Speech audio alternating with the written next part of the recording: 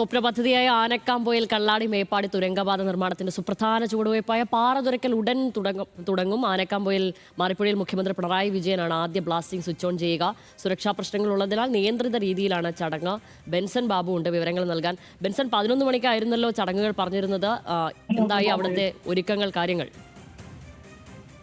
ശ്യാമിലി, മുഖ്യമന്ത്രി അല്പസമയത്തിനുള്ളിൽ തന്നെ ഇവിടേക്ക് എത്തിച്ചേരും. ഈ ആദ്യ ബ്ലാസ്റ്റ് നടക്കുന്ന ഈ ഉദ്ഘാടന കർമ്മം നടക്കുന്ന ഈ പ്രദേശത്തേക്ക് അല്പസമയത്തിനുള്ളിൽ തന്നെ മുഖ്യമന്ത്രി എത്തിച്ചേരും. മുഖ്യമന്ത്രി ഹെലികോപ്റ്ററിൽ തൊട്ട് സമീപത്തുള്ള സ്കൂൾ ഗ്രൗണ്ടിൽ ഇറങ്ങിയിട്ടുണ്ട്. അവിടെ നിന്നും കാർ മാർഗം ഇവിടേക്ക് എത്തിച്ചേരും. ആദ്യം മുഖ്യമന്ത്രി എത്തുക നമുക്കിപ്പോൾ ഈ ദൃശ്യങ്ങളിൽ കാണുന്നു. നമ്മൾ രാവിലെ കണ്ട ഈ ബ്ലാസ്റ്റ് നടക്കുന്ന അല്ലെങ്കിൽ ആദ്യ ബ്ലാസ്റ്റ് നടക്കുന്ന ആ പ്രദേശത്ത് ഇപ്പോൾ കാണുന്ന ആ പരവതാനി വിരിച്ച ചുമന്ന പരവതാനി വിരിച്ച ആ പ്രദേശത്തേക്കാണ് മുഖ്യമന്ത്രി ആദ്യം എത്തുന്നത്. അവിടെ എത്തി ഉദ്യോഗസ്ഥരുമായി കൂടിക്കാഴ്ച നടത്തിയതിനു ശേഷം ഏകദേശം 200 മീറ്റർ മാറി.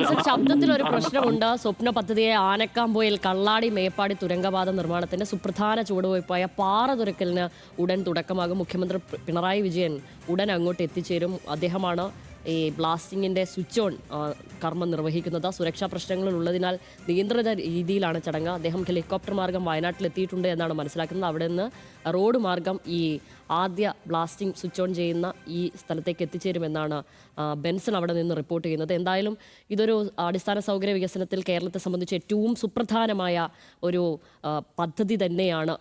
അതിൻ്റെ ആദ്യ ചുവടുവയ്പ്പാണ് ഇന്ന് നടക്കാനിരിക്കുന്നത്. ഈ തുരങ്കപാത യാഥാർത്ഥ്യമാവുന്നതോടുകൂടി വയനാട് കോഴിക്കോട് യാത്രാ സമയം പകുതിയായി ചുരുങ്ങും എന്നൊക്കെയാണ് നമ്മൾ മനസ്സിലാക്കുന്നത്. 8.7 കിലോമീറ്റർ ദൂരത്തിലാണ് നിലവിൽ ഈ തുരങ്കപാത നിർമ്മിക്കുന്നത്. അത്രയധികം വളരെ പ്രതീക്ഷയോടെയാണ് ഈ പദ്ധതിയെ, തുരങ്കപാത നിർമ്മാണത്തെയൊക്കെ നമ്മൾ കേരള സമൂഹം നോക്കിക്കാണുന്നത്. എന്തായാലും ബെൻസൺ അവിടെ നിന്ന് തുടരുന്നുണ്ട്. ബെൻസൺ, പറഞ്ഞോളൂ.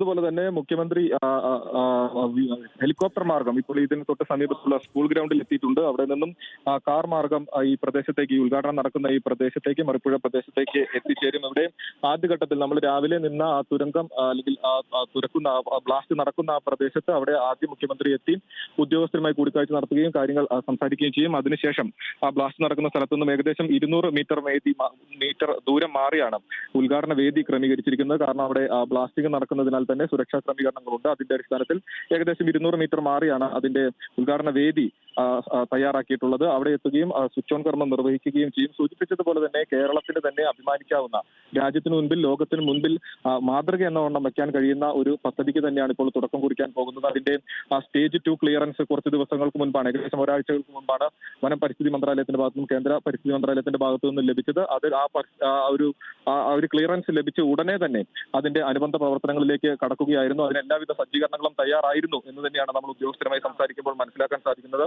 MLA ലിൻഡോ ജോസഫ് അടക്കമുള്ള കാര്യങ്ങൾ വളരെ പോസിറ്റീവായിട്ട് തന്നെയാണ് അദ്ദേഹം ഉൾപ്പെടെയുള്ള ആളുകൾ കാര്യങ്ങൾ വിശദമാക്കിയിട്ടുണ്ടായിരുന്നത്. സൂചിപ്പിച്ചതുപോലെ തന്നെ നിയന്ത്രിത രീതിയിലുള്ള ബ്ലാസ്റ്റിംഗ് ആണ് നടക്കുക. അതിനാവശ്യമായിട്ടുള്ള ടെക്നോളജി ഉപയോഗിക്കുന്ന എല്ലാവിധ സംവിധാനങ്ങളും ഇവിടേക്ക് എത്തിച്ചേർന്നിട്ടുണ്ട്. അത്യാധുനിക സംവിധാനത്തിലുള്ള ഉപകരണങ്ങളെല്ലാം തന്നെ ഓസ്ട്രേലിയൻ സാങ്കേതിക വിദ്യയാണ് ഇതിന്റെ ബ്ലാസ്റ്റിങ്ങിനായിട്ട് ഉപയോഗിക്കുന്നത്. അത്തരത്തിൽ ആവശ്യമായിട്ടുള്ള എല്ലാ ഉപകരണങ്ങളും ഇവിടെ എത്തിച്ചേർന്നിട്ടുണ്ട്. കൊങ്കൺ റെയിൽവേ അതോടൊപ്പം തന്നെ രാജ്യത്തെ വിവിധ അഭിമാനകരമായിട്ടുള്ള പദ്ധതികൾ പൂർത്തീകരിച്ചിട്ടുള്ള ഏജൻസികൾ തന്നെയാണ് ഈ ഒരു തുരങ്കപാതയുടെ നിർമ്മാണ പ്രവർത്തികളിലും പങ്കാളികളായിട്ടുള്ളത്. വളരെ പ്രഗത്ഭരായിട്ടുള്ള, ഇതിനു മുൻപും സമാന രീതിയിലുള്ള രാജ്യത്തിന് തന്നെ അഭിമാനിക്കാവുന്ന തരത്തിലുള്ള പദ്ധതികൾക്ക് നേതൃത്വം നൽകിയ ഉദ്യോഗസ്ഥർ തന്നെയാണ് ഇവിടെയും ഈ പദ്ധതിക്ക് നേതൃത്വം നൽകുന്നത്. അങ്ങനെ ഏറ്റവും മികച്ച രീതിയിൽ ഇപ്പോൾ ഇവർ സൂചിപ്പിച്ചതനുസരിച്ചിട്ടാണെങ്കിൽ ഇപ്പോൾ നടക്കുന്ന ഇതേ ഫുൾ ഫ്ലഡ്ജിൽ കാര്യങ്ങൾ മുൻപോട്ട് പോയാൽ ഏകദേശം 4 വർഷത്തിനുള്ളിൽ തന്നെ ഈ പദ്ധതി പൂർത്തീകരിക്കാൻ സാധിക്കും എന്നുള്ളത് തന്നെയാണ് ഉദ്യോഗസ്ഥർ പറയുന്നത്. അല്പസമയത്തിനുള്ളിൽ തന്നെ മുഖ്യമന്ത്രി എത്തിച്ചേരും. ആദ്യ ബ്ലാസ്റ്റിന്റെ സ്വിച്ച് ഓൺ കർമ്മം നിർവഹിക്കും. മന്ത്രി മുഹമ്മദ് റിയാസ് ആയിരിക്കും ഈ ചടങ്ങിൽ അധ്യക്ഷനാവുക. മന്ത്രി AK ശശീന്ദ്രൻ ഉൾപ്പെടെയുള്ള നേതാക്കൾ ഇവിടേക്ക് എത്തിച്ചേർന്നിട്ടുണ്ട്. നേരത്തെ സൂചിപ്പിച്ചതുപോലെ തന്നെ ഈ സുരക്ഷാ മാനദണ്ഡങ്ങൾ മുൻനിർത്തി 100-നും 150-നും ഇടയിലുള്ള ആളുകൾക്ക് മാത്രമാണ് ഈ ഉദ്ഘാടനം നടക്കുന്ന ഈ മേഖലയിലേക്ക് പ്രവേശനം അനുവദിച്ചിട്ടുള്ളത്. മാധ്യമപ്രവർത്തകർ, വിവിധ രാഷ്ട്രീയ പ്രവർത്തകരോടൊപ്പം തന്നെ ഈ പദ്ധതിയുമായി ബന്ധപ്പെട്ട് നിൽക്കുന്ന ഉദ്യോഗസ്ഥർക്ക് മാത്രമാണ് ഈ മേഖലയിലേക്ക് പ്രവേശനം അനുവദിച്ചിട്ടുള്ളത്. ബാക്കിയുള്ള ആളുകൾക്ക്, പൊതുജനങ്ങൾക്ക് ഈ ഒരു ഉദ്ഘാടന ചടങ്ങ് ഉൾപ്പെടെ കാണുന്നതിനായി ഇതിന് തൊട്ട് സമീപത്തുള്ള സ്കൂളിൽ സ്ക്രീൻ ഉൾപ്പെടെ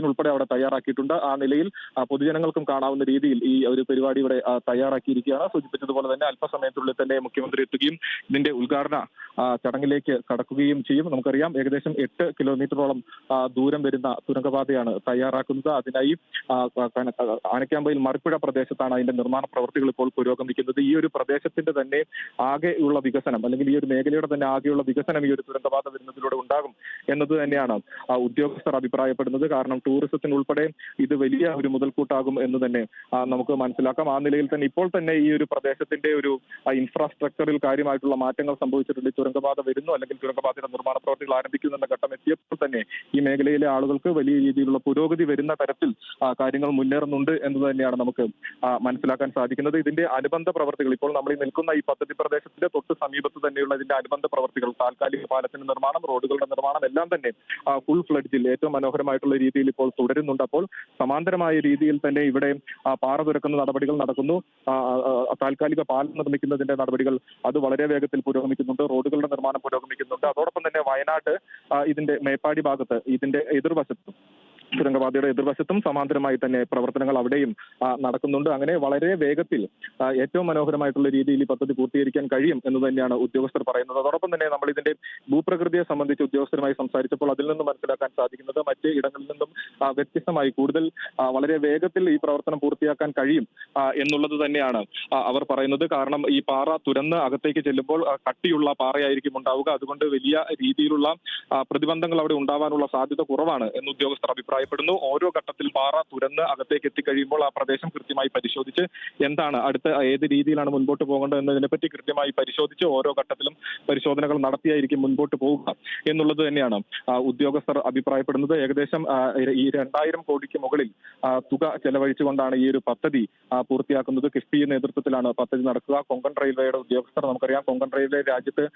എത്രത്തോളം വലിയ വികസന പ്രവർത്തനങ്ങൾക്ക് നേതൃത്വം ചുക്കാൻ വഹിച്ചിട്ടുള്ളതാണ് നമുക്കറിയാം. വളരെ മനോഹരമായിട്ടുള്ള രീതിയിൽ ഈ ടണലുകൾ, അതോടൊപ്പം തന്നെ വലിയ വികസന പ്രവർത്തനങ്ങൾ രാജ്യത്തിന്റെ പല ഭാഗങ്ങളിലും അവർ നടത്തിയിട്ടുണ്ട്. അപ്പോൾ അതേ ഉദ്യോഗസ്ഥർ തന്നെയാണ് ഇതിന് നേതൃത്വം നൽകുന്നത്. സമാനമായിട്ടുള്ള രീതിയിൽ ഈ ഉയർന്ന പ്രദേശങ്ങളിൽ ടണലുകൾ നിർമ്മിക്കുകയും അതിനുപയോഗിച്ചിരുന്ന അതേ രീതിയിലുള്ള സാങ്കേതിക വിദ്യ തന്നെയാണ് ഇവിടെയും ഉപയോഗിക്കുന്നത്. അപ്പോൾ സൂചിപ്പിച്ചതുപോലെ തന്നെ ഒരു നാടിന്റെ വലിയ വികസനം, കേരളത്തിന് തന്നെ അഭിമാനകരമാകാവുന്ന ഒരു പദ്ധതിക്കാണ് ഇപ്പോൾ തുടക്കം കുറിക്കാൻ പോകുന്നത്. ശ്യാമിലി.